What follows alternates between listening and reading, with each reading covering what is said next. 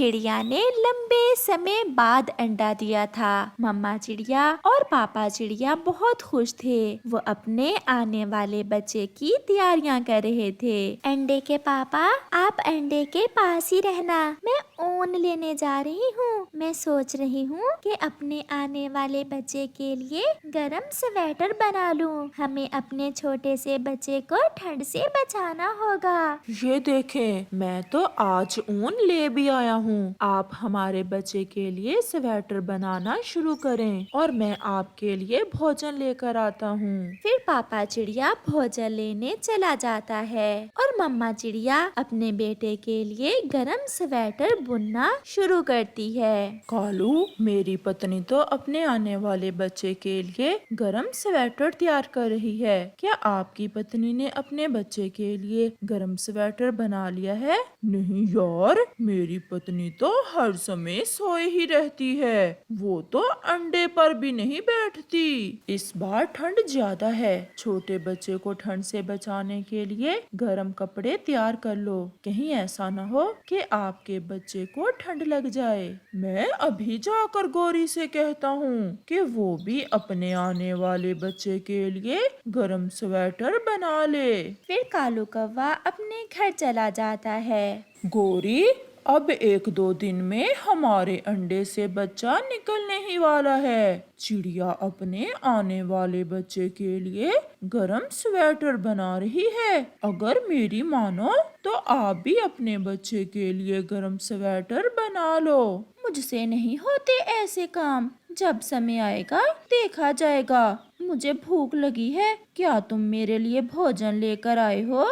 भोजन खाने के अलावा कुछ और भी कर लिया करो। ऐसे ही कुछ दिन गुजर जाते हैं और चिड़िया अपने आने वाले बच्चे के लिए एक बहुत ही सुंदर गरम स्वेटर बना लेती है। आज मैं बहुत खुश हूँ। आज मैंने अपने बच्चे के लिए स्वेटर बना लिया है। देखें तो ये स्वेटर हमारे बच्चे के पहना कितना अच्छा लगेगा।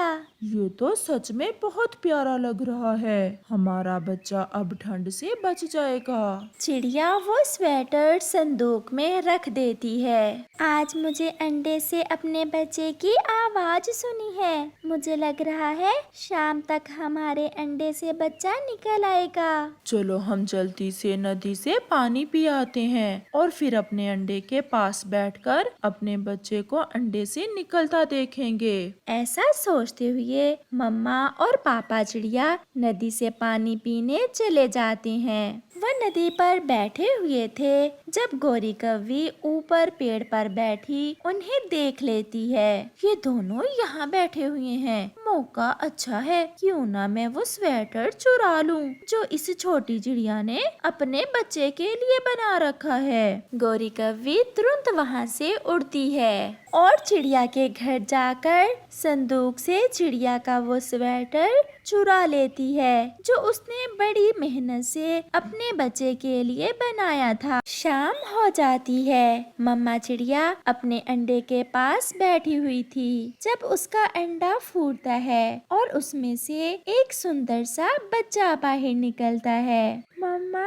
मैं आ गया। मम्मा, मुझे बहुत ठंड लग रही है। मुझे जल्दी से गरम कपड़े पहना दे। मैंने अपने बेटे के लिए बहुत अच्छा और गरम स्वेटर बना कर रखा हुआ है। मैं अभी अपने बेटे को पहनाती हूँ। चिड़िया जैसे ही अपना संदूक खोलती है उसमें तो स्वेटर था ही नहीं, क्योंकि वो गरम स्वेटर तो गौरी कौवी ने चुरा लिया था। हाय, मैं लुट गई। मेरे बच्चे का स्वेटर किसने चुरा लिया? अब मैं कैसे अपने बच्चे को गरम रख सकूंगी? चिड़िया ऐसे रोने लग जाती है। गौरी कौवी के अंडे से भी बच्चा निकल आया था। अब अगर गरम स्वेटर होता तो हम भी अपने बच्चे को गरम स्वेटर पहना देते। कालू, तुम्हारी पत्नी बहुत तेज है।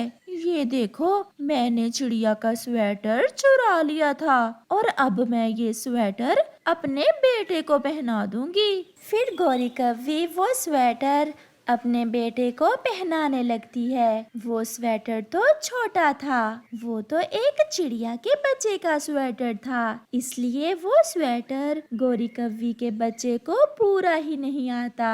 कालू, ये क्या हो गया? मैंने चोरी भी की और मेरे काम भी नहीं आई। अब ये स्वेटर चिड़िया को वापस कराओ, कम से कम उसके काम तो आ जाएगा ये स्वेटर।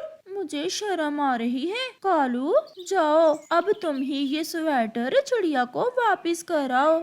फिर कालू वो स्वेटर लेकर चिड़िया के पास जाता है। चिड़िया बहन, आपको तो पता है गौरी का, वो आपका स्वेटर चुरा ले गई थी। कव्वे भैया, मैंने ये स्वेटर अपने बेटे के लिए बहुत शौक से बनाया था। गौरी बहन को ये वाला स्वेटर दे देना और कहना कि मैंने एक गरम स्वेटर उसके बेटे के लिए भी बनाया था, ये थोड़ा बड़ा है। फिर चिड़िया अपने बच्चे को गरम स्वेटर पहना देती है और गौरी कव्वी चिड़िया का बड़ा दिल देखकर अपनी गलती पर बहुत शर्मिंदा थी। बेटा, मीठे फूलों की निशानी है कि मीठे फूलों की खुशबू बहुत अच्छी होती है और मीठे फूल दिखने में सुंदर दिखते हैं। मम्मा, अब मैं भी आपके साथ मीठे फूलों का रस इकट्ठा किया करूँगा। छोटी बुलबुल और उसका बेटा बुलबुला बैठे ऐसे बातें कर रहे थे कि अचानक एक खूंखार चील पीछे से आती है और बुलबुले को उठाकर ले जाती है। मम्मा बुलबुल कुछ ना कर सकी। वो कर भी क्या सकती थी, वो तो बहुत कमजोर थी, वो तो बस रोए ही जा रही थी। मेरा बेटा, कोई बचाओ, कोई मेरे बेटे को बचाओ, वो जालिम चील मेरे बेटे को उठाकर ले गई है। फिर बुलबुल कबूतर की तरफ जाती है। क्या हुआ बुलबुल, आप ऐसे रो क्यों रही हो? कबूतर भैया, वो चील मेरे बेटे को उठाकर ले गई है। वो जालिम मेरे बेटे को मेरी आंखों के सामने उठाकर ले गई और मैं कुछ भी ना कर सकी। ये चील अब किसी को नहीं छोड़ेगी, हर रोज किसी न किसी छोटे पक्षी को उठा कर ले जाती है। अब हमें उस चील का कुछ ना कुछ करना होगा। दूसरे रोज सब पक्षी एक जगह इकट्ठे होते हैं। अगर ऐसे ही डरते रहे तो वो चील किसी को नहीं छोड़ेगा। हमें अब कोई ना कोई उपाय सोचना होगा। हमें अपने छोटे बच्चों की रक्षा करने के लिए कुछ ना कुछ करना होगा। मैंने योजना बना ली है कि हम कैसे उस चील को खत्म कर सकते हैं। बताओ बताओ कबूतर भैया, मुझे तो सारी रात नींद नहीं आती उस चील के डर से। फिर कबूतर सब पक्षियों को अपनी योजना बताता है जिसे सभी पक्षी बहुत पसंद करते हैं। परंतु कबूतर, चील के पास जाएगा कौन? मैं जाऊंगा और बाकी का काम आप सब करो। फिर सब पक्षी एक बड़ी देग लेते हैं और उसे चूल्हे पर रखकर आग जला देते हैं। चील दी, मैं आपके पास एक काम से आया हूँ। क्या काम है कबूतर? क्या कोई छोटा पक्षी गिफ्ट करना है मुझे? नहीं चील दी, हम सब पक्षी आपसे बहुत डरते हैं और हमें आपके डर से रात को नींद भी नहीं आती। डर क्यों ना हो तुम्हें मेरा, मैं बड़ी भी हूँ और तुम सबसे ज्यादा शक्तिशाली भी।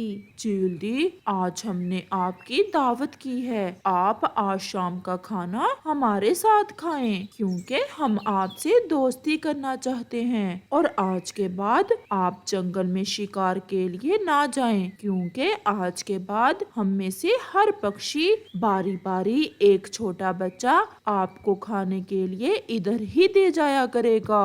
ऐसा कैसे हो सकता है? इसमें कोई ना कोई चाल होगी तुम्हारी। नहीं चील दी, ऐसे हम रात को सुकून से सो तो सकेंगे। तो फिर शाम को आ जाऊंगी, कोई अच्छा सा भोजन बना कर रखना मेरे लिए। कबूतर वहाँ से चला जाता है। कबूतर भैया, क्या मान गई चील? क्या वो आएगी ना शाम को हमारी दावत खाने? मैंने उसे ऐसा लालच दिया है कि वो जरूर आएगी। आग तेज कर दो और पानी को अच्छे से गर्म करो। कबूतर भैया अब तो पानी उबलने लगा है, शाम भी हो जाती है। आज उस जालम चील को मरता देख मेरे दिल को बहुत शांति होगी। कितना रोया होगा मेरा छोटा सा बच्चा जब उस चील ने खाया होगा मेरे बेटे को। चील भी पक्षियों की दावत खाने आ जाती है। अगर इसलिए इकट्ठे होकर बैठे हो कि मुझे डरा सकोगे तो ऐसा सोचना भी ना। नहीं नहीं चील दी, ये सब आपसे डरते हुए यहाँ बैठे हुए हैं। तो फिर क्या बनाया है मेरे लिए? चील दी, आज हमने 2 छोटे फाख्ता के बच्चों का शोरबा बनाया है आपके लिए, अभी पक रहा है। मुझे तो भूख बहुत ज्यादा लगी हुई है कबूतर, और तुम्हारा खाना अभी तक तैयार ही नहीं हुआ। चील दी, हमें तो कुछ समझ नहीं आ रहा। आप करीब जाकर देखें कि शोरबा अभी बना है या नहीं। फिर चील तुरंत उस बड़ी देग के पास जाकर बैठ जाती है। इसमें से मांस की खुशबू क्यों नहीं आ रही? गोरी जल्दी से जाकर चील को उस बड़ी देग के अंदर धक्का दे देती है, क्योंकि इसमें मांस अभी डाला ही नहीं था हमने। ऐसे वो चील गरम उबलते हुए पानी में जलकर मर जाती है और सभी पक्षी खुशी खुशी अपने अपने घर चले जाते हैं। प्यारे दोस्तों, इस कहानी से हमें सीख मिलती है कि मुसीबत चाहे जितनी भी बड़ी हो, अगर हम सब मिलकर कोई उपाय निकालें तो हम उस मुसीबत से बच सकते हैं।